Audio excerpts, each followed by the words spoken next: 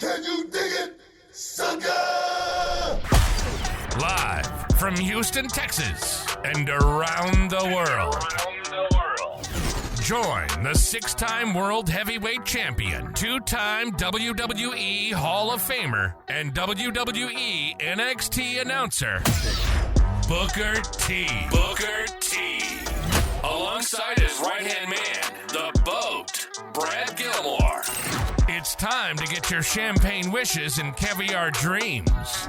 Welcome inside the Hall of Fame. Now, can you dig that? Welcome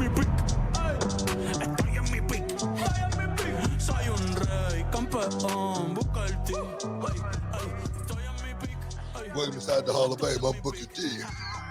6-time world champ, 2-time Hall of Famer. My voice, man. My voice is a little hoarse today, so you guys are going to have to bear with me. But welcome inside the Hall of Fame, where you get your champagne wishes and caviar dreams, man. But Bradley, how you doing, man? How you feeling, dog?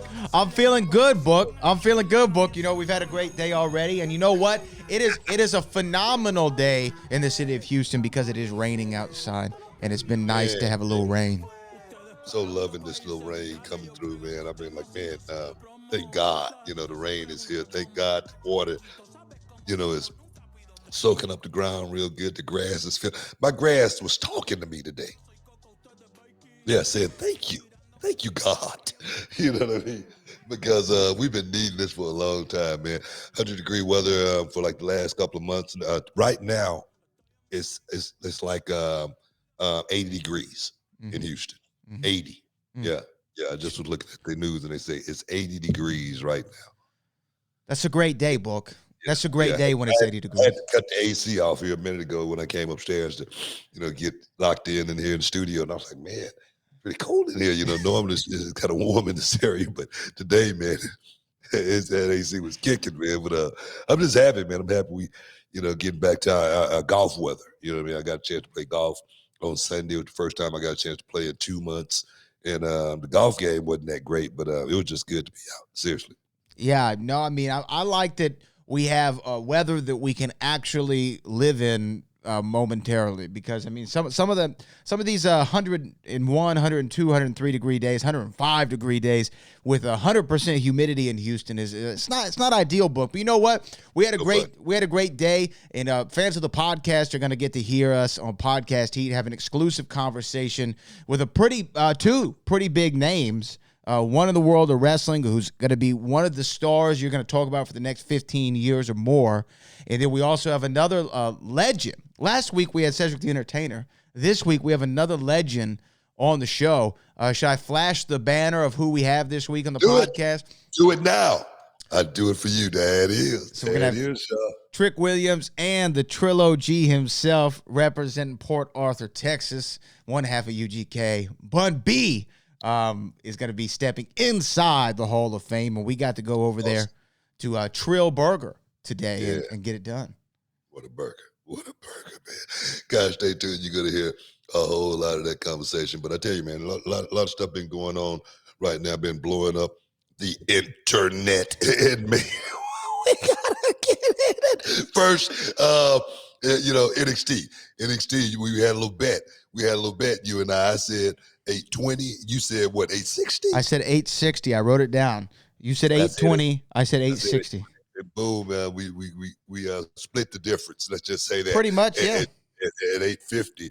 And man, but I was talking to my man Joe Vick, and Joe Vick said at one point it went to 1.6 million.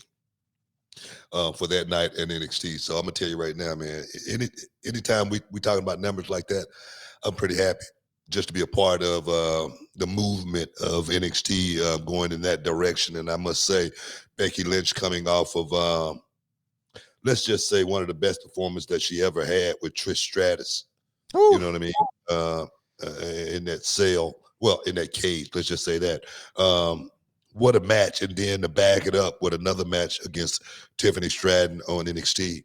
Man, she's on fire right now. She's on fire. And I got a chance to watch her up close and personal, man. And Becky knows what she's doing, man. She's the man. She's the man. I got a chance to watch Becky Lynch perform inside the ring with Tiffany Stratton, someone who's, pretty much fairly new at this game. And I equate it to me being fairly new, jumping in the ring with somebody like Ricky Steamboat. And I watched Tiffany, and literally I had flashbacks. I had flashbacks to working with Steamboat, because the only thing I had to do was just keep my ears open, follow him, and try to make sure I execute when it was time to execute. And I watched Tiffany Stratton do the same thing with Becky. Becky was walking and talking, man, like a pro. And I was like, wow, man, this girl, she's good, man. She's real good. She's good. Oh, yes. And I've been hearing people talk about my catchphrase. Oh, yes. Oh, well, look here. It ain't going nowhere, damn it. We're getting the T-shirts made. Well, I will say this, too, because NXT is always appointment television for us here inside the Hall of Fame. But knowing that Tiffany Stratton, who we had on the show last week, was going into this match was highly touted, a lot of hype around it. And I know that, in those moments you can feel the pressure. But I will say this, man, those two women that went out there and they rocked it. They delivered to the utmost. And, I mean, the Swanton. Can we talk about the Swanton for 1 minute that Tiffany Stratton hit? Picture perfect. I mean, you couldn't ask for a better Swanton than that one, boy. It was one of the best Swantons I ever seen perform, pulled off inside the square circle. I mean, she did it. I mean, it was graceful. But when I talk about coming down from the heavens, man, that's what I'm talking. It was beautiful. I'm talking about, it was like one of the flying Walendas. You know what I mean? That's going way back, y'all. You just look up the Walendas. You know what I'm talking about. But now, man, she as far as the moonsault, and she actually was saying, was talking to her about that. That's one time, and she said that was the first time that she had ever did it in the ring. And I was like, wow. I was like, that's very impressive. She's on her way. Like I say, I've been looking on the, in the comments, of course, and, a lot of people saying that Tiffany Stratton got buried, in that mat. We lost Booker for a second. I think you still with me, Brad? You still with me? Yeah, you okay. just came back. I'm here to say Tiffany Stratton, she didn't get buried in that match. That was a match that's a young, star like Tiffany Stratton would look forward to getting in the ring with someone like Becky Lynch, and then to be able to have a program with someone like Becky Lynch. That's just icing on the cake. I can only wish to be in someone like Tiffany Stratton's position right now. She's definitely on the rise. And I said, Tiffany Stratton is going to be, if she could just keep her head straight, which I really think she will, I think Tiffany Stratton is going to go down as one of the greats. I really do. She was sensational. I mean, she was sensational in the match. Both of them were. And I think that anybody who thinks that she gets buried by losing to Becky Lynch, who's now a Grand Slam champion, one of the biggest names in the history of women's pro wrestling, I think that this is what I said to y'all. Just sit back and watch. You know what I mean? See what happens, because when somebody wins the title, eventually what happens, Book? Somebody's got to lose the title. And but then when somebody win it again, they're gonna be made. They're gonna be made. As I said, made in the shade. Well, I mean, but think about it. Think about it like this. I mean, you've said this so many times on this show over the years. It'd be great to be a one-time world heavyweight champion, right? That's a great accomplishment. But you know what sounds better? Being a 5-time world heavyweight, 6-time world heavyweight champion, right? It's got a certain ring to it. You got a certain feel. You know what I mean? And I got all mine like in 1 year.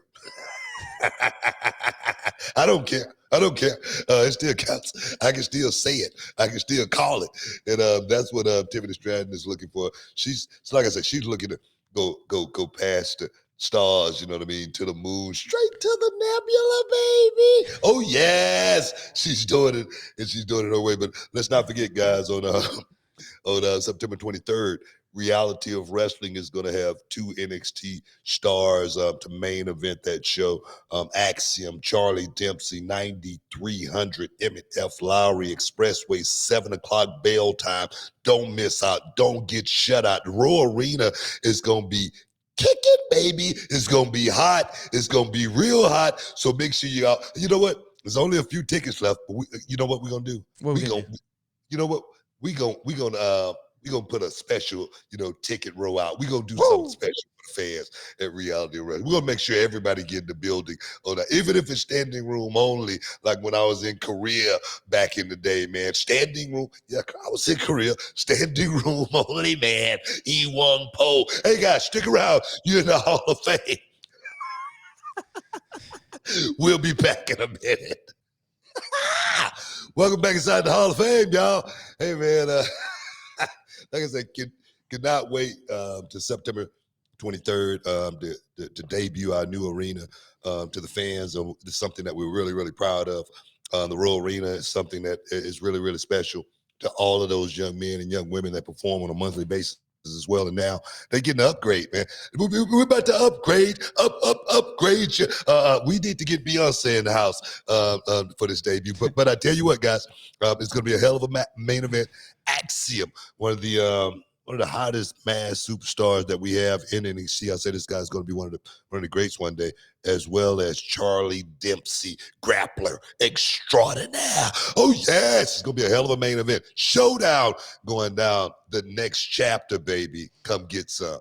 Can't wait, man. How you feel, man? You ready? I'm excited. Ready? We were down there at the new arena last night, just checking things out, doing some stuff that we need to get done. And I'm really excited about it. For a moment, I just stood there on the side of the ring and I looked around and I just started to imagine the people sitting there and imagine what it's going to look like on the 23rd with a sold out house. Because it's going to be sold out. That's all the reality wrestling does. It's already sold out. It's already sold out. We're talking about having to add special seats. Can we give Kevin Bernhardt a special thanks, man, because he's been working his ass off, man. He's been making sure everything is right for that debut. I mean, he's doing stuff that I haven't said anything. He's literally taken upon himself and made it his own responsibility to make sure the Royal Arena is open properly for all of you guys. So, guys, come out and have some fun with us on the 23rd. First round on me. You know what I mean? First round on me. So yeah. Okay. All right. Well, there you go. It's going to be going out again. That's 9300 M&F Lowry Expressway. And also, Book, I think I want to talk about Jade Cargill here in just a moment. And we got some other stuff to talk about. That's big news, dog. That's breaking news. We need to get one of them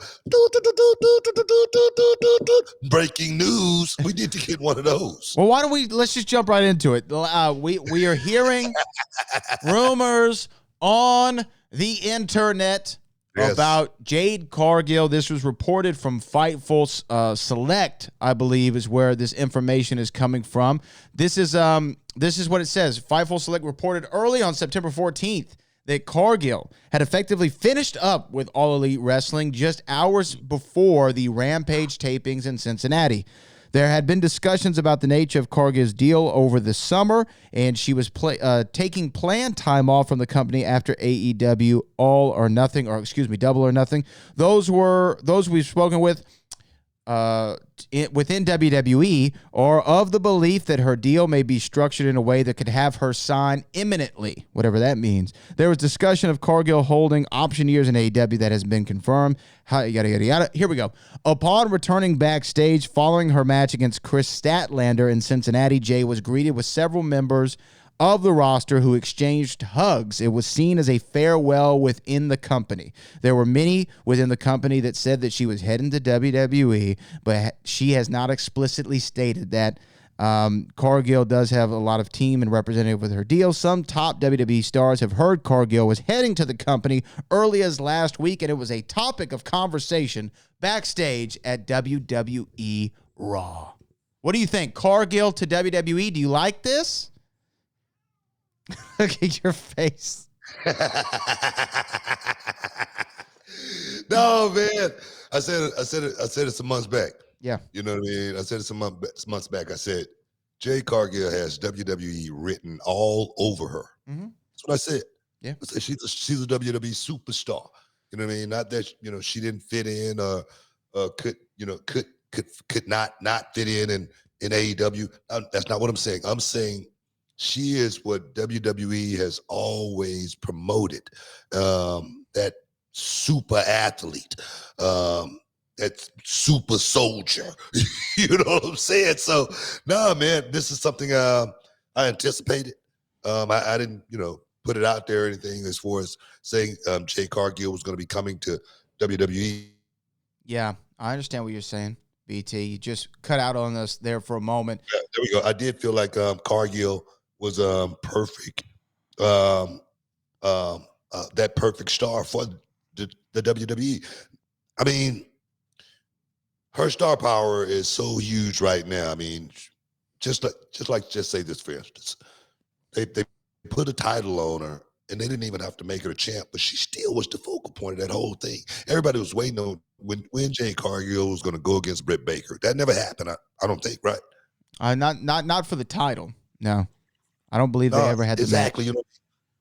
I don't think they ever had the match or anything like that. And I think, of course, they were grooming Jade Cargill because, of course, she is a little green. But from the growth of the performance of Jade Cargill over the past few times I've seen her in the ring, she looked like she's progressing relatively quickly.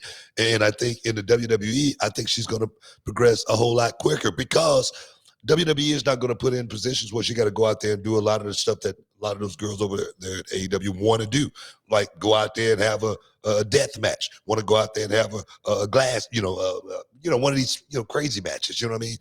And I just think in WWE, her star power is going to grow like crazy. She's going to be a mega star in WWE. We did talk about this several months back, and those were your exact words. Jade Cargill has WWE written all over her, and she has such a, she looks like a superhero. You know what I mean? Like when you see her, she's obviously a very, very beautiful girl, but with a great musculature, a great look. Always thinks about her ring entrance and her attire and what she's going to wear and how she's going to come across and present herself. And I will say, the AEW, to their credit, they did a good job of presenting her in a certain fashion and kind of making her the TBS champion, making that title for her.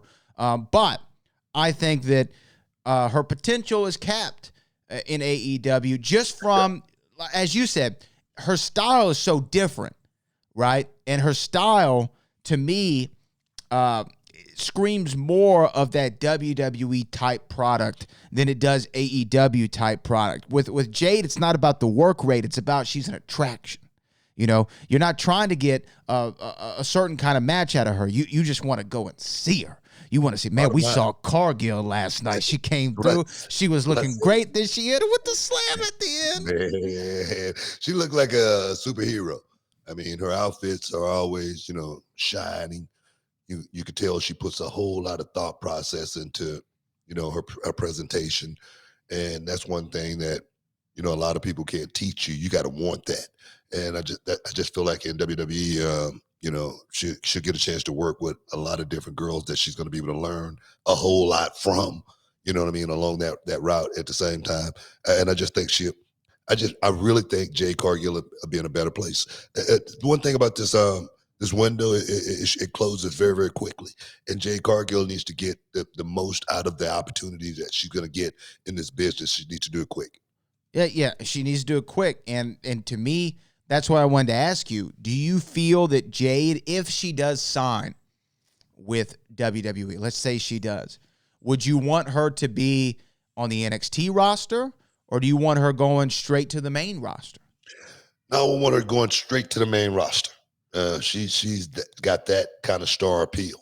In NXT, she would overshadow just about everything that's going on there. That's just me personally. But I think Jade Cargill is a main event attraction right now. Sign her and put her in the game right now. Because there again, on the job training, I think is what Jade Cargill needs more than anything.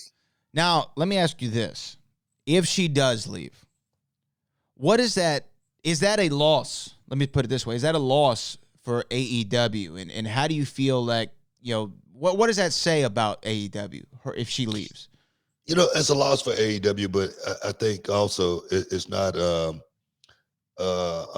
a spot where AEW was putting a lot of stock into as well, as far as the women's division, trying to build a women's division and really create something, where just say, for instance, they could do an all-woman show. I don't know about 3 or 4 women in AEW right now. Mm-hmm. Can you name 5 women in AEW? I mean, if I had a second, I probably could put them together. Go ahead and try. Okay. Well, we got Athena, right? Britt Baker. Well, she's Athena's in ROH. Okay. So we got Britt Baker, Saraya, right? Anna Jay, Sky Blue, and there's what's her? Tony Storm. It took you a minute. I said if you give me a minute, I could get there. That's what I'm saying. That's exactly what I'm saying. So it wasn't a whole lot of stock put into the division over there. So I feel like Jade Cargill was just spinning the wheels, looking good. I mean, did she look good on the show every week? Yeah. I mean, when she was on the show, yes, she looked good. Did she look good when she got wins? So of course she did. But as far as really learning the business and really honing the craft, I don't think you have enough time or enough matches over there to actually do that, especially on television. Yeah, right. And now that they've gone down, I guess they still have 3 shows. They got 5 hours of television, but I do agree with you. I think that as far as the women's division in AEW, most people would say they haven't spent as much time really cultivating that as WWE has in the last 5, 6, 7 years. And but man, can you think about again and I just say it this way, and I love all pro wrestling, but when you look at who the WWE is targeting from AEW, and when you look at who AEW is targeting from the WWE, it's a tale of 2 cities. It seems as though WWE wants somebody who's either a young star who hasn't hit their prime yet, or somebody who might be right in the middle of their prime, like a Cody Rhodes. And AEW has people who are still credible, still can offer something in the industry. But as obviously, I mean, if you have a 30-year career, you're toward the tail end of it, right? And it seems to be going more for a name power there in AEW. It's just a tale of 2 cities.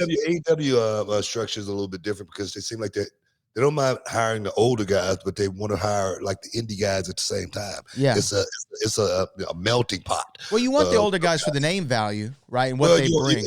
You want the guys, the older guys, for the veteran experience as well. But that's true. None of that is being utilized. Stick around, guys. You're in the Hall of Fame. We'll be back in a minute, y'all. Welcome inside the Hall of Fame. We're back, guys. Been having a little technical difficulty. Guys, we've been getting a hell of a lot of rain, man, in the last couple of days. I'm thinking the internet might be on the fritz or something like that. But we back.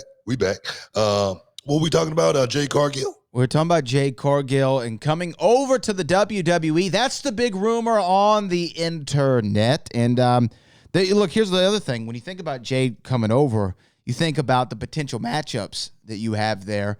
And the women's roster is still so stacked. But if you can think of, just from a physicality standpoint, Rhea Ripley versus Jade Cargill, can you imagine? Oh, man, that's something that gets me excited. It just gets me excited from a presentation standpoint. That's the thing right there, too. The presentation, both of those girls are huge. Charlotte, fits right in the mix. Yep. Becky Lynch is gonna have a hill to climb, working with those girls too. What about Bianca and Jade? Oh my God, man, it's gonna be some good action there. Can you imagine Bianca and Jade as a tag team? All that muscle, man. That's Harlem Heat all over again, man. I'm serious, So heck yeah, man. I'm looking forward to seeing exactly how this thing play out.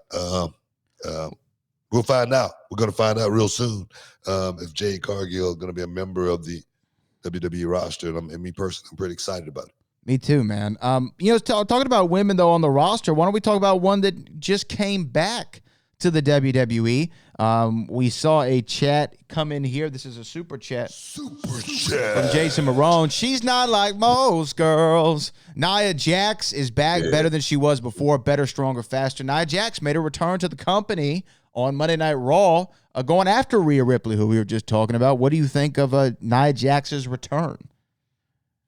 Yeah, Nia Jax is back and causing havoc immediately. If you're going to bring somebody like Nia back, you want to put her in the game and put her in the game quick. Hopefully she can get a couple of runs, and I think that's what that was all about. And I'm glad to see Nia back also because sure she was missing the business. Her exit was kind of like unceremoniously. It wasn't something I think she wanted to do. I just think it's something that she perhaps needed to do at that time. So I'm just glad to see her back. Yeah, because she came back at the Rumble. I think she was a Rumble surprise entry. Was that this year or was that last year? I can't remember, man. Time's crazy. I think that was this year. Was that this year? And then you didn't really hear anything about it. And then, and so you're like, oh, maybe that was just a one-off. But it seems like she's kept in good communication with the company, good standing with the company. And, I think that more depth to the WWE roster is great, especially in the women's division and being able to make new, interesting matchups that, we haven't seen prior or we haven't seen in a long time is definitely good for the gander. So I'm with you. I'm happy to see Nia back. And that's another one. Nia and Jade. Come on, man. Yeah. Why am I so? I'm like more of a Jade Cargill fan than I realize. Like I'm actually really hyped about Jade. No, man. Like I say, I'm excited about it just because I feel like Jade Cargill fit into WWE perfectly. I think a few guys over there fit into WWE perfectly as well. I'm not going to call any names or anything like that because I know people are going to say, well, Booker T said, such and such is going to be coming over. No, I'm not saying that, but I just think a few guys over there fit into the system quite well. There's a couple of guys who just exited from the WWE as well. The Dyad. Those guys just let their contract run out and they're going to be leaving the company. They may be showing up in AEW. You never know. They may be going back to UK. But Reed and Fowler, those guys were actually two of my favorites, and I thought they had something good going for them. It used to be called the Young Grizzled Veterans, I think, what they called. But I like those guys, and I kind of hate to see them go a little bit. Yeah, you ever want to see a good tag team. You don't want to see anybody lose them, especially when you're there in NXT and you get to see these teams up close and you see the potential. And sometimes you imagine people on the WrestleMania stage, right, or the big pay-per-views, and you see, oh man, I can't wait to see them get there. And but for them, at the end of the day, everyone's got to make the decision that's best for them. And for whatever reason, the Dyad didn't feel that the NXT system or the WWE system or whatever it was, maybe being the stateside, didn't really gel with them, and it's unfortunate. And it's the same thing with Jade. Like, I think that when people leave a promotion, you always think, well, what's wrong? What's wrong? Why are they leaving? What's wrong? Yeah. Well, sometimes, you go back to Bryan Danielson, and he's like, I just want to try something new. I just want to do something different. I want to get a different experience, and so not everything's always going to work out for everybody, but also just because somebody leaves doesn't mean there's a problem. I don't know exactly what's going on with the Dyad. I don't know what you've heard or if you know anything more than I do, but I don't think that should be a sign that there are problems, in the locker room. You know what? I don't think it was a problem with those guys or anything like that. Sometimes you're just not feeling it. Sometimes you want more. You know what I mean? Sometimes you feel like things aren't happening quick enough. That's the way it is sometimes. You know what I mean? Frustrated. Yeah, and you can get frustrated, and you get frustrated pretty quick.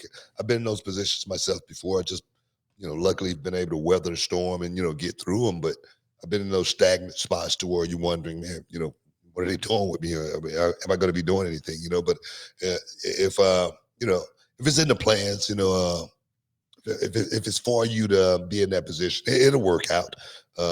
This business is so tricky, it's so fluid, and there's so many guys jockeying for that position. It's a monster. So you definitely got to put yourself in position to win. I tell people all the time, when I got my breaks, a lot of times it wasn't because of me. But I just happened to be prepared when those breaks came, such as when I won my first television championship. It was because Rick Martel didn't bring his boots because he just only thought he was doing a promo, and they need to get the belt, off Disco Inferno, so they need to put it on me. So, Rick Martel could actually beat me in the next couple of weeks, and I'm thinking, okay, I'll do that. But I'm thinking in my mind, man, once they get that title on me, they're never going to have to be able to get it off of me. That's what I'm thinking. So I was thinking about making my break with that title, but I wasn't the chosen one, So you just got to be prepared. Preparation is the only luck you're ever gonna have, man. It's all you're ever gonna have, BT. It's all you're ever gonna have. And you know what? Talking about preparation, when you're preparing, and you've been through this where you had to wrap up your career, at least as a full-time performer. You have to be prepared for what's going to come next. One of the big stars in AEW, Bryan Danielson, said, he told his little girl he wouldn't wrestle past her 7th birthday. And she's 6 now. And so that 7th year is coming up. And he says he's going to be wrapping things up here over the next year.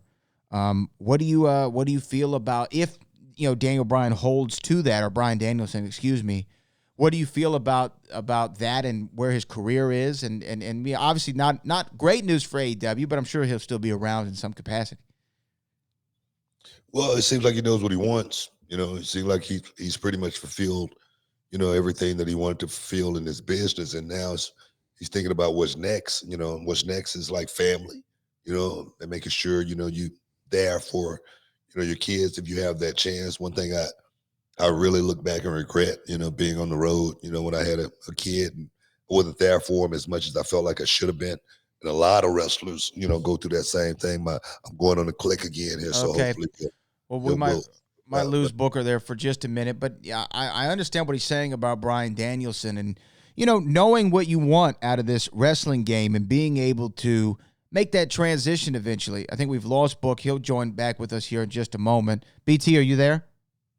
Okay, he'll join back here in just a moment. But we think about Bryan Danielson being sidelined for so long from his career and having to come back after the concussion issues and the neck issues, and then battling back, main eventing WrestleMania for the title with that triple threat match with him and Edge at Mania 37 and Roman Reigns, and then making the decision to go to AEW. And I was honest, I was surprised that Bryan Danielson made that decision to go over there and to be in AEW and represent for that company. I was like, man, is that where he wants to wrap things up? But to me, Bryan Danielson, the big appeal of him is he's always been about the wrestling and the next generation. Well, we've had him on the show before. He's one of the great guys who really wants to give back and make guys on his way out. And you saw what he did coming off the bench when CM Punk was, unceremoniously fired from the company, and Bryan Danielson had to come in at a moment's notice for that all-out pay-per-view and the dog collar match. He went out there and he showed up and he showed out with Ricky Starks and gave Ricky Starks the best match of his career. So Bryan Danielson wrapping things up, man, it sucks to see one of the all-time greats, and that's what Bryan Danielson is. Whether you agree with that or not, the American Dragon's going to be in the conversation for one of the greatest professional wrestlers at the technical craft of professional wrestling of all time. And to see him wrapping things up and coming to a close in his career, it's unfortunate, but I understand it, man. He wants to be a family man, and I have a feeling that he'll pop in and out every so often here. But guess what, guys? We're going to be back with BT here in just a second. You're inside the Hall of Fame. We'll be back in a momento. Can you dig it, sucker? And this episode is sponsored by Blue Chew. Guys, let's talk about it. Let's talk about sex. Hey, you remember when you was always ready to go? I'm talking about strapping the rocket on it, man. Going straight to the moon. I'm talking about getting it done. If you want that extra confidence, I got something for you. Listen up. BlueChew.com. Blue Chew is a unique online service that delivers the same active ingredients as Viagra, Cialis, Levitra, but in a chewable tablet at the fraction of the cost. But the great thing, Book, is you can take it any time, day or night, so you can plan ahead or be ready whenever an opportunity arises. The process is simple. You sign up at BlueChew.com, consult with one of their licensed medical providers, and once you're approved, you'll receive your prescription within days. The best part, guys, it's all done online on the internet. So there's no doctor's visit, no awkward conversations, no waiting in line at a pharmacy or any of that. And the thing is, Book, Blue Chew's tablets, they're made right here in the USA and prepared and shipped direct to your door in a discreet package, so no one is the wiser. Let's just get it out there, guys. Blue Chew wants to help you have better sex. Discover your options at BlueChew.com. It's like this. Chew it, and do it. And we've got a special deal for our listeners. Try Blue Chew absolutely free when you use promo code Booker at your checkout. Just pay $5 for shipping, man. That's BlueChew.com and use promo code and receive your first month absolutely free, man. Visit BlueChew.com. Use promo code Booker to receive your first month absolutely free. Visit BlueChew.com for more details and important safety information. And, we want to thank Blue Chew for sponsoring the Hall of Fame podcast. Chew it and do it. Hey, this is Booker T, 6-time world champ, 2-time Hall of Fame. I got my man Brad Gilmore here, and we coming to you live this beautiful, beautiful day from Trill Burger right here on Shepherd. Don't miss out. Don't get shut out. Guys, be anywhere in the area. We wish you was here. But, Brad, how you feeling, man? How you feeling? BT, I'm feeling great. I haven't eaten in like 24 hours You've been at fasting. least. You've been fasting. I've been fasting, and I believe in fasting. Not only is it good for the mind and the body, but it's good to have a double or triple Trill Burger. Oh, man. You don't understand how long I've been waiting for this day. I've been waiting for the Trill Burger day since I first saw them break down this building and paint it the Trill colors. Yes, indeed. I got a chance to come here a couple of weeks ago and hang out with my man AJ from WWE. He shot a little video here at Trill Burger, and I tell you, man, the video was good.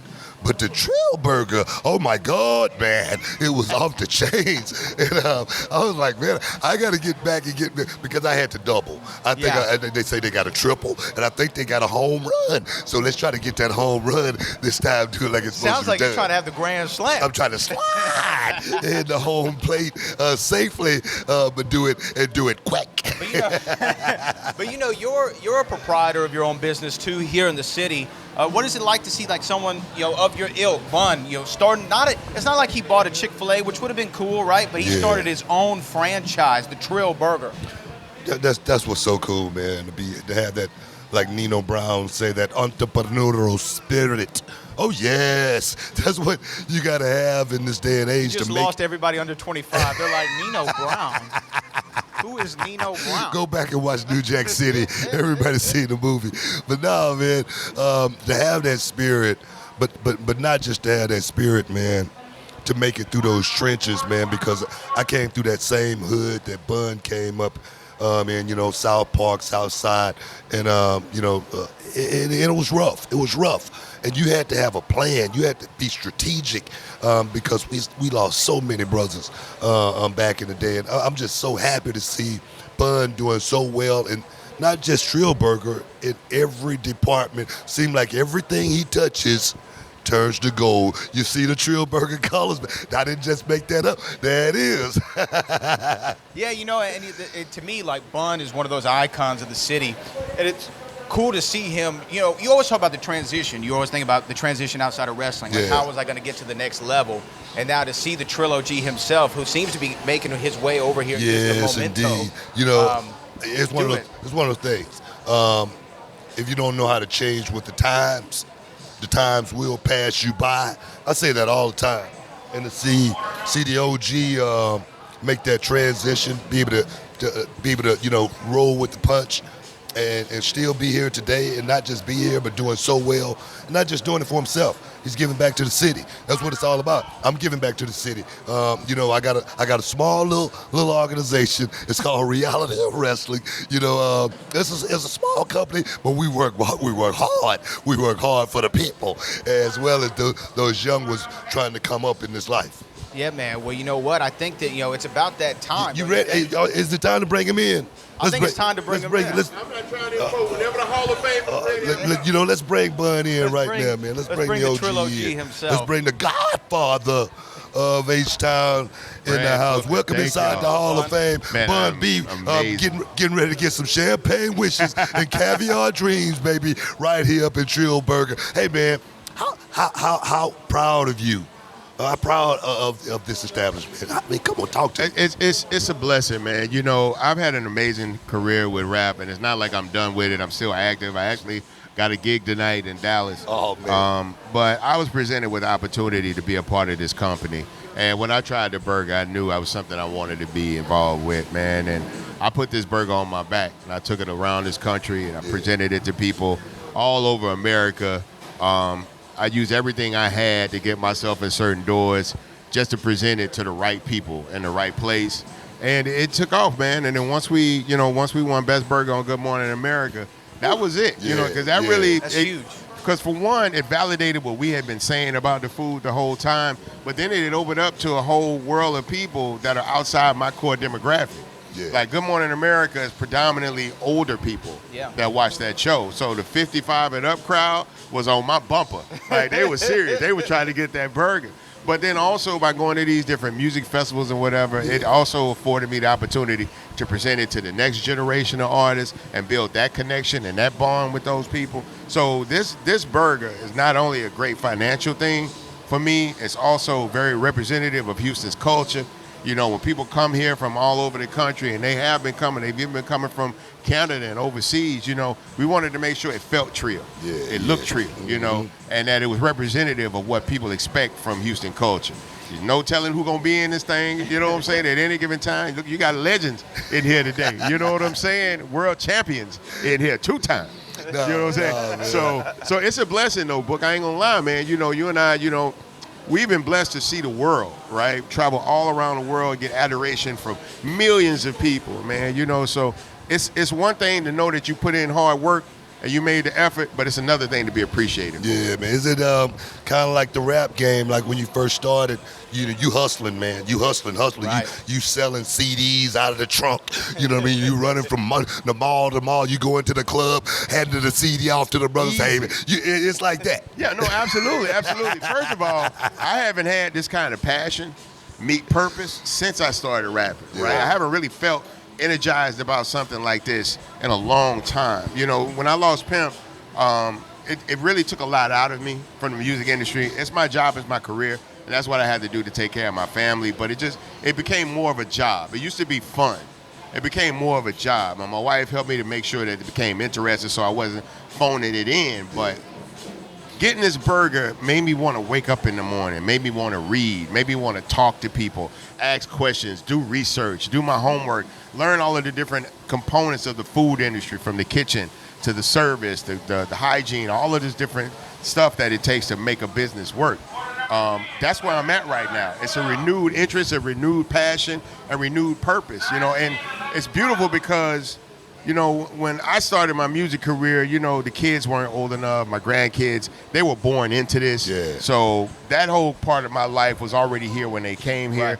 But this new chapter in my life, everybody gets to be a part of. My granddaughter works at Trill Burger. My nieces work at Trill Burger. My manager, one of my best friends, my brother, his children work at Trill Burger. My other nephew, Michael's son, works at Trill Burger.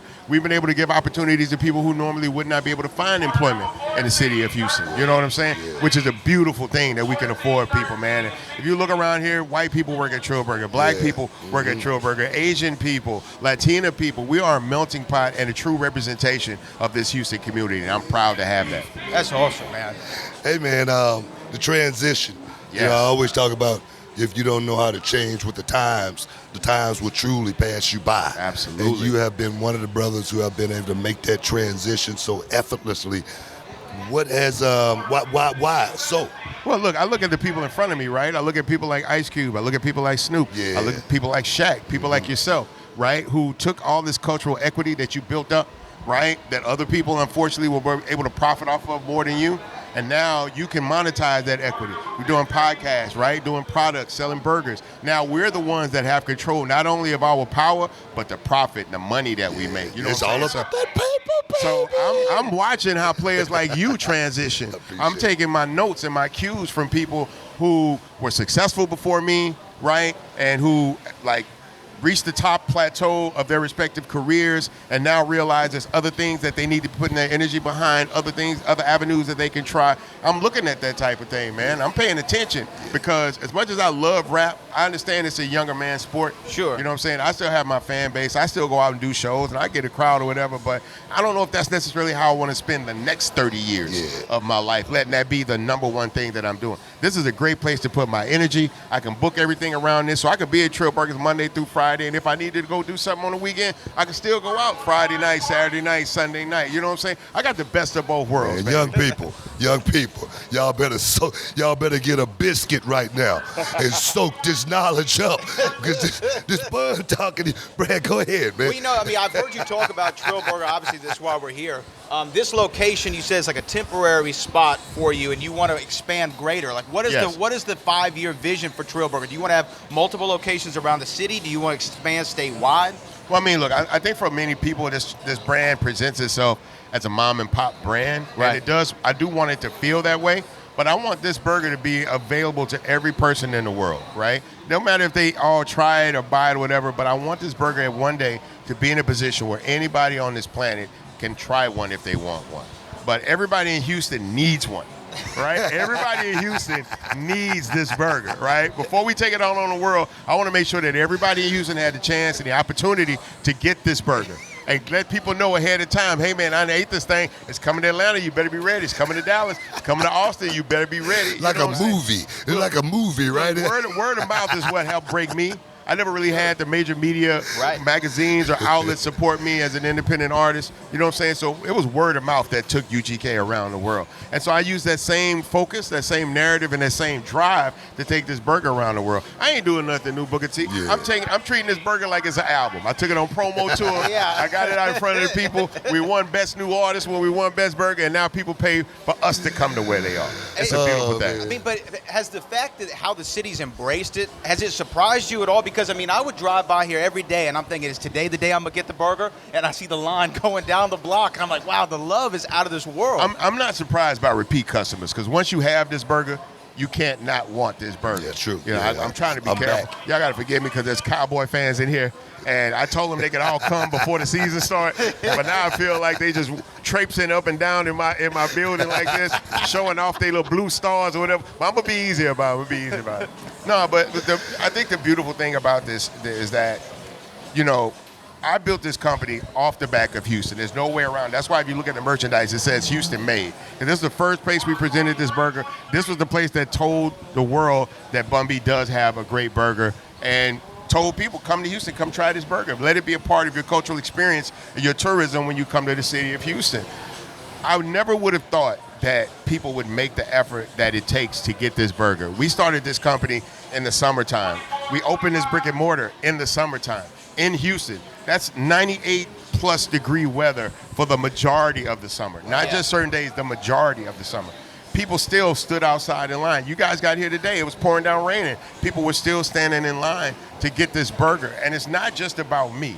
This burger is bigger than me at this point. This burger is really representative of Houston's hip hop culture, how tightly we're bonded in this community, and how we want to present ourselves to the world.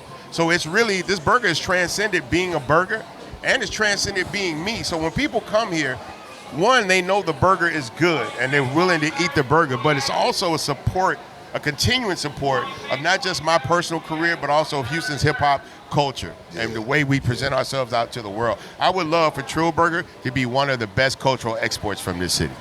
And it's well on its way. You know what I mean? It's well on, and for me, you know, Booker was talking about soak up all this knowledge. And for the young people listening and people like myself, you know, I just turned 30, and I look to people like you and people like Book. It's just awesome for me to have two Houston representatives who are self-made and show the path for people of all colors, of all cultures, of all backgrounds. Y'all are paving the way for people like as myself to think bigger than what we thought of, you know, 10 years ago. I think Book can agree on this, right? Once you figure out how you're seen by the public, and once you've seen yourself being promoted, marketed, and sold to the public, and see how much money that generates, the minute you figure that out, you start trying to figure out how you can do it yourself. Yeah. That's it. You know, you got contractual obligations, and you want to honor those things, right? But the sooner that you can transition from being the employee to the employer, you start looking for ways. Now, everybody can't be that person, right? Like, everybody can't get this burger.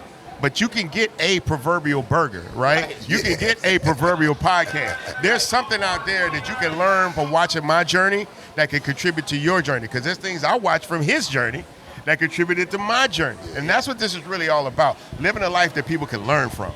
That right there is what I want to, you know, transition to.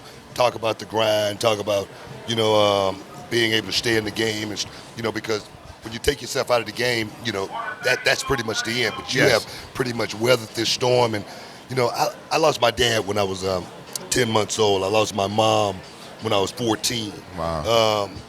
You've gone through a lot of trial and tribulation, man.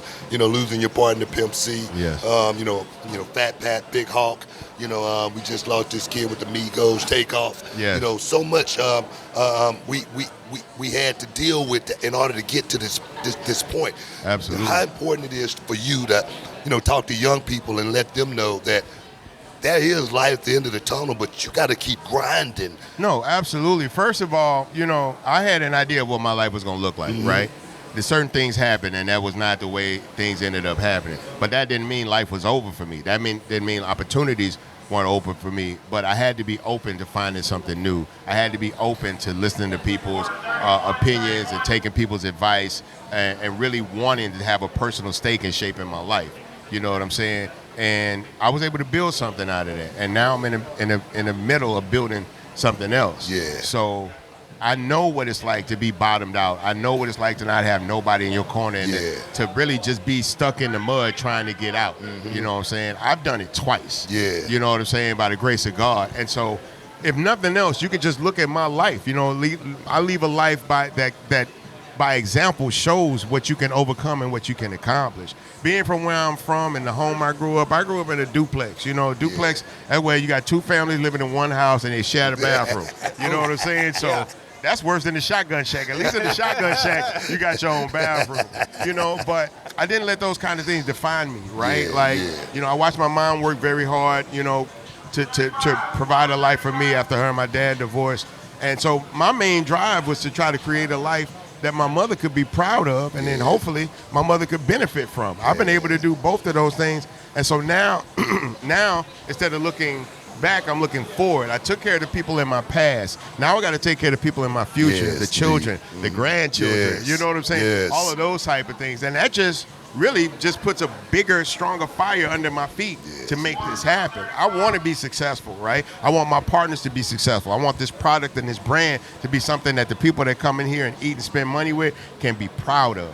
You know what I'm saying? And because of that, I still get up every day and I'm still on it. When you get that hustle in you and you figure out how to make something work, to build something from nothing, you don't just stop once you make it. You try to see what else you can build up. I did this with this talent. What talent did I learn strengthening that talent that can open up another door for me? For me, that was really salesmanship. Once I realized that I wasn't in the entertainment industry, I was a salesman. That's when the perspective changed. And that's when things started to really open themselves up to me and realize that everything I learned from selling music, I can use to damn near sell anything as long as I believe in the product like I believed in the music. You know, when you talk about you're building it for the future, for the next generation, one thing that everyone's always looked at to you when they're coming up, especially in the rap game, they want the Bun B cosign, they want the feature, they want the verse. And, you know, we had a very prosperous underground scene for a very long time here in the city. You go back 5, 6, 7 years ago, you had Doe Beezy, Propane, Les, who's really transitioned, made a good career for himself. What was it like for you seeing that next crop of Houston artists come up, and how compelled did you feel to give them that cosign and to really be there for them? Well, I was there, Brad. I was just like them, you know. I was just like them, and I had people like Too Short pull my coattail. I had people like Willie D, Jay Prince, Scarface pull my coattail, point me in the right direction, help me avoid obstacles. So I felt it was my duty once I found a level of success to reach back, and I still do. You'll still see me on new up-and-coming artist albums. You'll still see me featuring in videos. You'll see them. I invite them all to come in the store, be a part of the culture, introduce themselves to people, let people know that y'all here to represent the city. It's absolutely important to keep that going, to keep that momentum going. Once one person gets it, you try to make sure that somebody else around you gets it, and you got to pick the right people that are going to do right by the opportunity. You know what I'm saying? You can't co-sign everybody. People may not realize it, but as many records as people see me do, I turn down just as many, if not more, because everybody doesn't deserve to be attached to my legacy. When I give somebody a co-sign, I'm attaching them to my legacy. And everybody don't really deserve to be a part of that. You know what I'm saying? But if I can find somebody that's focused, got their head on right, got a strong team behind them, and got a real purpose as to why they're trying to do what they do, I feel compelled to get behind it. And a lot of those dudes, a lot of those songs that I do, I don't even take the money from these dudes sometimes, because for me, I'm pretty good right now, right? I don't necessarily need the money, But if I'm really trying to help these artists, there's probably places they could put that money that can get them more out of it than giving it to me. Sometimes I'll turn down a feature and be like, you're not ready for a Bun B feature because your system doesn't have the infrastructure to take advantage of it. So if you was going to pay me X amount of money to do this verse, what you need to do with that money is put some here, put some there, and then sit on this in case one of those pop, and then you can chase that momentum. And then when you get where you need to be, come back and holler at me. Yeah, all those names Brad was just talking about there. Yeah, the propane. Yes. Those young guys, you know, they seem they got to have their heads on their shoulders. Yes. They seem to be in the right place. We work with Les all the time, and he's just a down-to-earth dude. Absolutely. Is the rap game in a different place today than it was back when you was running? It is. And it works both ways, right? The beautiful thing about the music industry now is that the artist is in a position to capitalize off of their talent more than ever. Yeah. Artists does not necessarily need a record company. They don't need A&R. They don't need that big system to be successful. You can bring it straight to the people. It's peer-to-peer now. So if you have enough, belief in yourself, you have minimum amount of structure and some type of funding behind you, you can actually build your own momentum. The problem with that is that because so many people see money now, right? When I started, there wasn't really a lot of money involved in hip-hop. No rappers were rich when I started, right? They had cars and jewelry and stuff like that, but nobody was rich. Nobody was a multi-millionaire. So being a part of hip-hop culture just meant that I wanted to prove I was good at what I did. But now the main drawing component to being an artist is the money, right? Because it's very easy to capitalize off the money, and that's fine. But with that comes a lesser need to feel that you have to be of a certain level of an MC, right? You don't even feel like you need to be a lyricist, and you don't, because everybody doesn't want that from their entertainment.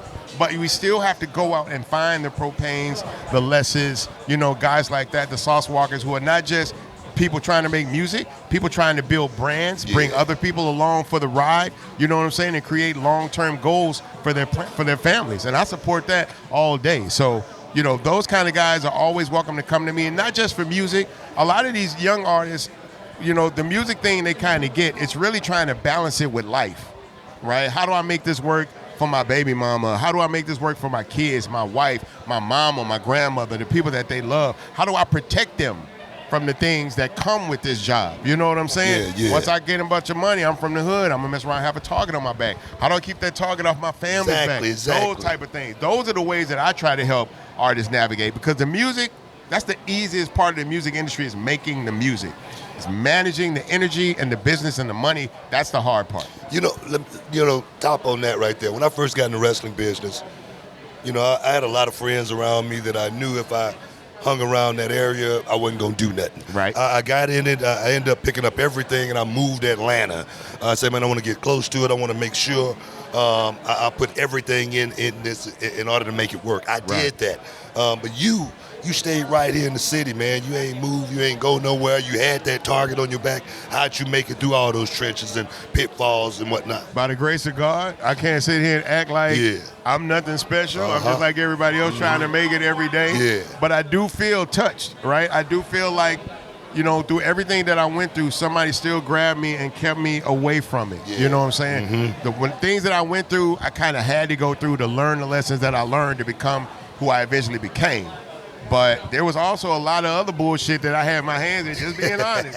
And I had my hands in that, for some reason, everybody else got jammed up and caught up. Yeah. And I was saved. Yeah. You know what I'm saying? I wasn't in the car when it got shot up. I wasn't in the car when it got pulled over. But those were my friends. Yeah. Right. You know what I'm saying? Those are the people I was spending every day with. I wasn't in the house when the laws ran in it. All of these different things happened to me in my life, and I can't be ignorant to that type of stuff. Only so much of that can be coincidence. You know what? At some point, I felt like there's a higher power, some kind of angel positioning me in this life. I'm trying to do right by whatever that is. I appreciate you telling that story right there, because so many young people out there, they riding in that car, they in that house, and nothing goes wrong. They think they lucky. Exactly. They think they lucky. Yes, no, indeed. brother, you are blessed, and somebody's trying to tell you something. There was a lot of things that I didn't pay attention to as I was growing up, and I paid the price for some of those things, but I never had to pay the ultimate price. I thank God I never had to pay the ultimate price for the mistakes I made. And so every day I wake up, I try to be a better version of myself. You was like I'm still not perfect. You was like that cat with 9 lives. First time I got in trouble, I'm in the back of a police car going to prison. And that's what the young people need to know. That's what you need to know, young You need people. to know. It only takes one mistake That's all it takes. to throw your whole life away. Yes, indeed. You know what I'm saying? Getting in Yes. trouble is super easy. You can get in trouble without even trying to get in trouble. Getting out of trouble is one of the hardest things you will ever do Yes, in this indeed. world. Trying to prove to people that you're a good person when everything about what you've been doing says you're not, that's a hard thing to turn around. Yes, It's a hard thing to turn around in this world. You know, I mean, we have a big wrestling audience, obviously. Obviously. You know, Book being who he is. What is your kind of background with wrestling? Were you a fan growing up? Who are your favorites? Man, look, I come from the Junkyard Dog / That's right. Stagger Lee era, right? I come from Hacksaw Jim Duggan with the 2x4 with his thumb yeah. up. Oh. You know what I'm saying?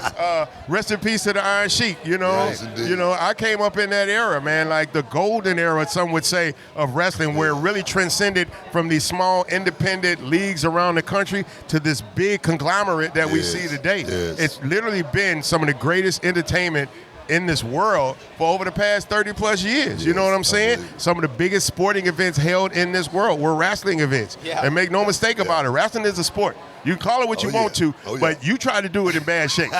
You try to do it in bad shape if you want to. You know what I'm saying? You'll F around and find out. But no, man, I come, as a child, man, you wanted to be a superhero or your favorite wrestler, right? Because it was really about how masculine you felt, how strong you felt, and wrestling was always a representation of that. Even if it wasn't the biggest guys like the Kamalas of the world or the Andre the Giants, you still had the Jimmy Fly Snookers who were in great shape, but were also very athletic. Oh, yes. You know what I'm saying? And so, and I mean, I'm from Texas, so the Von Erich family, like, Right. you know what I'm saying? Like, that's tradition here, So, no, wrestling has always been a part of my life. And it's so amazing that the people that I used to look up to and watch on TV are now, I have these people's phone numbers, like, look, I'm from Texas, getting to know Booker T, getting to know Earl Campbell, and Clyde Drexler and people like that. You don't even think like that when you're a kid. That, even if you met these people, you would always be looking up to these people. And I still look up to Booker, but it's beautiful that Booker looks straight ahead to me. He doesn't look down at me. You know what I'm saying? You can meet your hero sometimes, and it could be some of the worst experiences in life. That they would not be who you thought they were, and not the men they presented to people. And I get it. Many people are playing characters. Maybe everybody doesn't have to live up to that, but you have to be careful about how you present yourself in this world, particularly to young people. Because if they hear one thing and see another, it's going to be disappointing, and it really sends them a different way. It really makes them think, well, damn, I thought I had to be like this, so if people would see me like this. Yeah. But if he ain't like that, then I don't have to be like that. So we don't want to lead the kids the wrong way. And we know with music, entertainment, period, a lot of children are watching what we do. You know what I'm saying? It's just incredible for me. I don't mean to cut you off there, but it's incredible for me. My two biggest passions growing up were wrestling and hip hop. Being from Houston, standing next to y'all, it's just an incredible thing. Mission accomplished, Brad. Hey man, I would have never believed it if you told me this was going to happen. But you talk about being nice. Everyone out in this city has a Bun B story. They got a Booker T story, and they're never bad stories. I remember Kanye said on his first album, "Nicest Bun B" when I met him at the Source Awards. Right? Where does that come from? Why do you always feel like you want to have that, presentation about yourself? A wise man told me a long time ago, walk in every room like your mama there. Wow. And so that's what I do. I walk in every room and I carry myself in a way that if my mama was in the room, I would be carrying myself. Yes. You know what I'm saying? Because that's who I've always looked at myself in this world, not so much a representation of me, but a representation of my mama. Right? How whenever I make a mistake, I feel bad because I know my mama didn't raise me like that. Whenever I make the wrong decisions, I feel bad because I know my mother didn't raise me like that. And so everything I do, every choice I make, every decision that I choose is based off the people that sold into me. The people that loved me and pushed for me and gave to me when I had nothing, created opportunities for me when I had none, and supported me when I had no support. Yes. Those are the people I don't want to let down. I'm taking that with me forever. Walking like your mom's there? No, it's simple. I mean, I use that same analogy. Please, thank you, yes, ma'am, Yes. no, sir. Yeah. They'll take you so far in life. First impressions is one thing, but that lasting impression is what you really want to make on people. It's important for me that every time people meet me, they meet the same person. Yeah. So if you talk to 1,000 people about Bun B, each one of those people will tell you about the same person. They're not going to tell you about two different And the thing Bun is, Bs. no matter how you feel, they're going to feel that way. Yes, That's absolutely. the thing. That's the thing.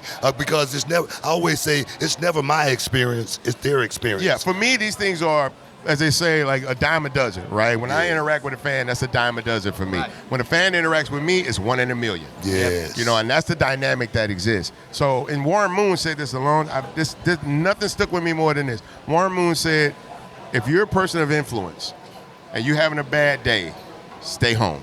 Exactly. Oh, stay home. That's a good one. Just don't mess up the experience for people. Oh, my God. You know what I'm saying? Because these are the people that, for him, these are the people that buy the tickets. They buy the jerseys, right? They the ones that take care of my family. If you know you're not in a good mood and you know you're not going to have a good interaction with people that day, just stay home.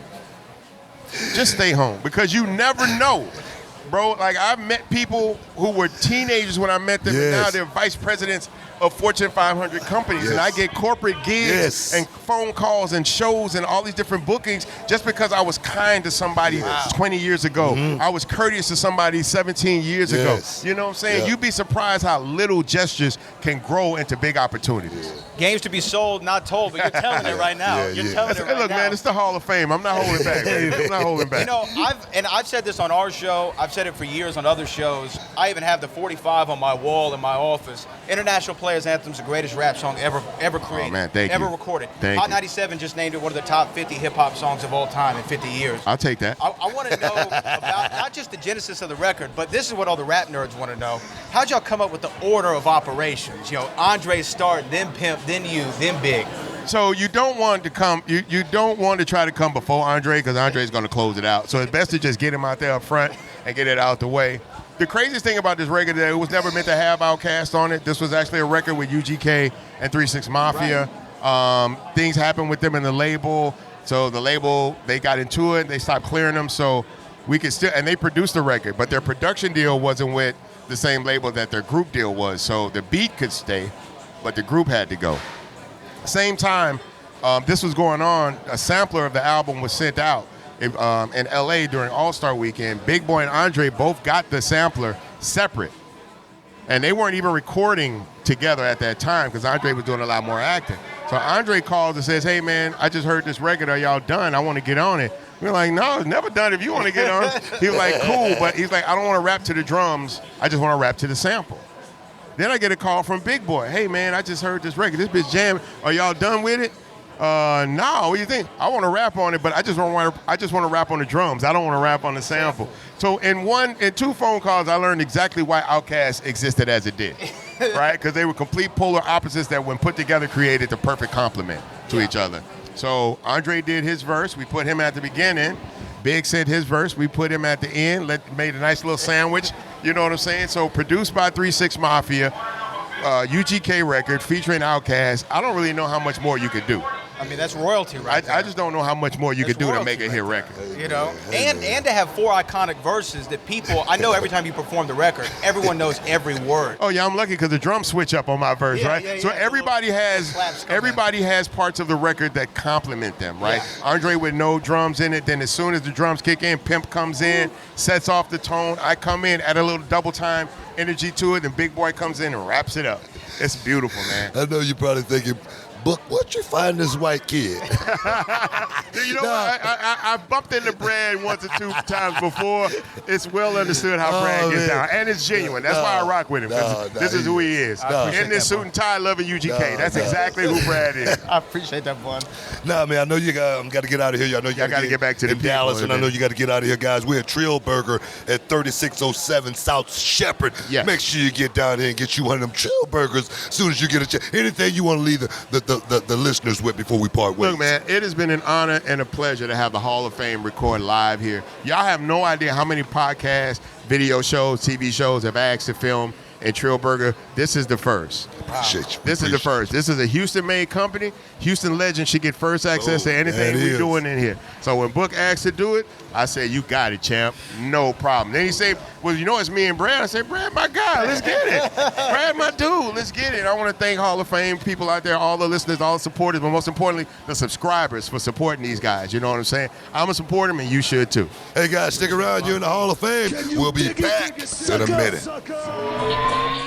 And this episode is sponsored by Blue Chew. Guys, let's talk about it. Let's talk about sex. Hey, you remember when you was always ready to go? I'm talking about strapping the rocket on it, man. Going straight to the moon. dude. I'm talking about getting it done. If you want that extra confidence, I got something for you. Listen up, BlueChew.com. Blue Chew is a unique online service that delivers the same active ingredients as Viagra, Cialis, Levitra, but in a chewable tablet at the fraction of the cost. But the great thing, Book, is you can take it any time, day or night, so you can plan ahead or be ready whenever an opportunity arises. The process is simple. You sign up at BlueChew.com, consult with one of their licensed medical providers, and once you're approved, you'll receive your prescription within days. The best part, guys, it's all done online on the internet. So there's no doctor's visit, no awkward conversations, no waiting in line at a pharmacy or any of that. And the thing is, Book, Blue Chew's tablets, they're made right here in the USA and prepared and shipped direct to your door in a discreet package, so no one is the wiser. You know, let's just get it out there, guys. Blue Chew wants to help you have better sex. Discover your options at BlueChew.com. It's like this: chew it and do it. And we've got a special deal for our listeners. Try Blue Chew absolutely free when you use promo code Booker at your checkout. Just pay $5 for shipping, man. That's BlueChew.com and use promo code and receive your first month absolutely free, man. Visit BlueChew.com. Use promo code Booker to receive your first month absolutely free. Visit BlueChew.com for more details and important safety information. And, you know, we want to thank Blue Chew for sponsoring the Hall of Fame podcast. Chew it and do it. It's time for the 5 minutes of fame. Welcome inside the Hall of Fame. I'm Booker T, 6-time world champ, 2-time Hall of Fame. I got my man Brad Gilmore here with me as well. And we got a very, very special guest stepping inside the Hall of Fame to get a little champagne, wishes, caviar, dream, as well as stepping inside the 5 minutes of fame. Oh, yes. It's going to be good. I got my man Trick Williams. What's going on, Trick? What's going on? What's going on? What's going on? The one and only Trick Williams finally arrived. What's good, baby? The intro, man. I just want to thank you first and foremost, man, for coming and gracing us down at Reality of Wrestling and doing your thing, stepping inside the ring, doing it like it's supposed to be done, making them suckers pay my son, making them say, Daddy, I don't want none. I appreciate you, man. I just want to say thank you for that. Hey, man. Hey, the honor is mine, man. I went there. I had a great time. The crowd was hyped. We got about 1,000 out there. And it's just another chance for people to see what Trick Williams is all about. So I appreciate the opportunity.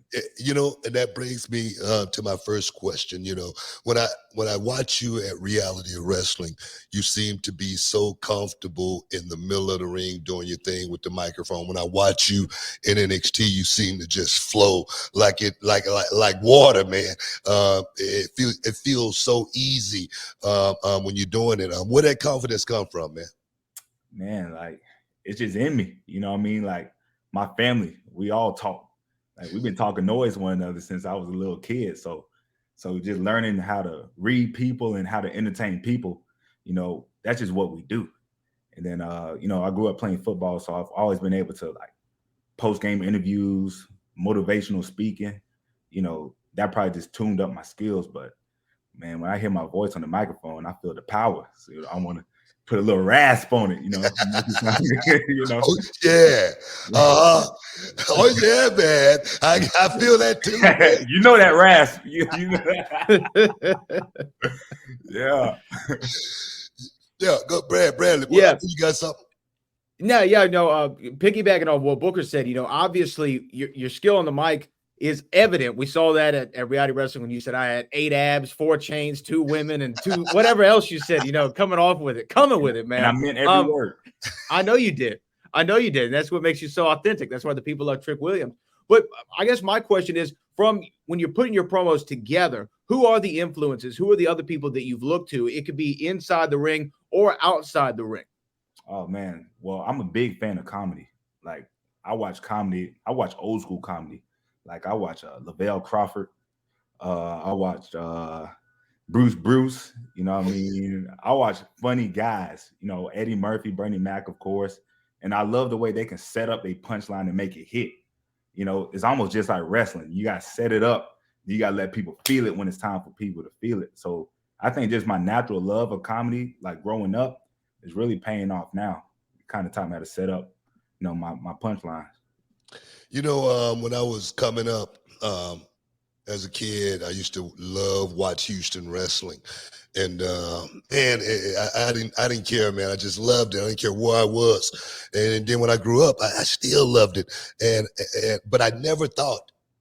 Dreamt in a million years that I could be a professional wrestler. But then one day I saw a guy on television doing it, and I go, man, I think I could do this better than him right now. Is this love, a passion, or is this something that you got into as a secondary after the football thing? Yeah, and I'm gonna keep it a buck. Shoot, growing up, I did watch wrestling. This is around your day, Book. Shoot, my first favorite wrestler was Stone Cold Steve Austin. Man, I opened a can of whoop ass at 3 years old. And my mama told me, like, hey, we're going to cut back with the wrestling a little bit. I got in trouble, you know what I mean? But then I stopped watching wrestling for a little bit, and I kind of focused on football. But, I knew what was going on. I knew the next generation passed the Attitude Era. I watched Booker, then I saw John Cena, Randy Orton, these guys, but I wasn't all the way into wrestling. I was fully involved in the football. And then after college, I had a mini camp trial with the Philadelphia Eagles, and I got cut. And then from there, I didn't know what I was going to do. I was still trying to play football, but I had an agent at the time. He was trying to sign me up for the XFL, and the XFL was owned by Vince McMahon. So I filled out this questionnaire for the XFL. And then the next day, WWE reached out to me and said, "Hey, if you're interested, we want to bring you for a tryout." And just like you, I never once really thought about wrestling myself.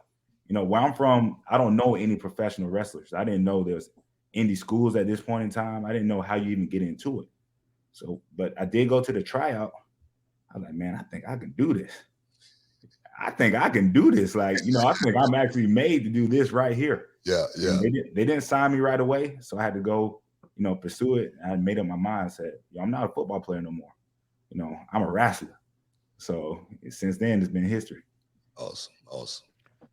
Now, I'm always fascinated, probably back in the locker room when you were in football, and even to this day, getting in the mindset to go out there and perform, to go out there and be in the mood set to put your hands on another man, and get that 1, 2, 3 at the end of the day.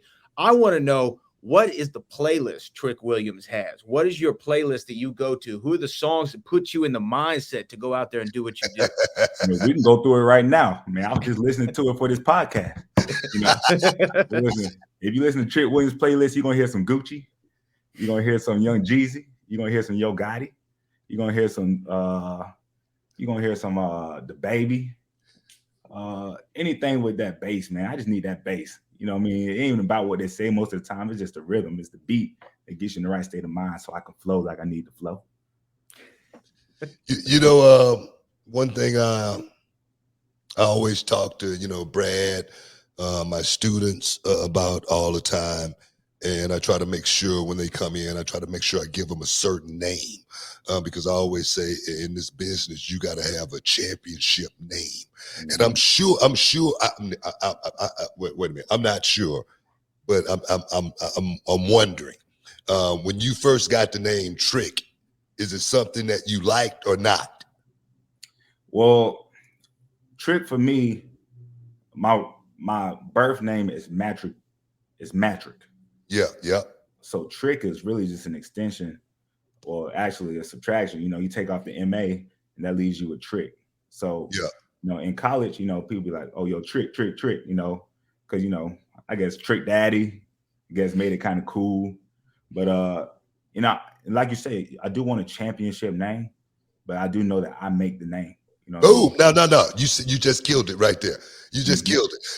You made it. You took it. You made it your own. You expanded it. And now they saying it on Monday Night Raw. So that's what I'm talking about. When you get something in this business, young blood, you got to be able to enhance it. You got to be able to, culture it. You got to be able to, make it your own. And I'm gonna tell you, you took Trick and it made Trick Williams one of the hottest things out there going today. And I'm gonna tell you, nobody did that. You did that. You did that yourself. You know what I mean? And I know this is 5 minutes of fame, and I know it's only supposed to be 5 questions, but I got to get one more in before you get up out of here, man.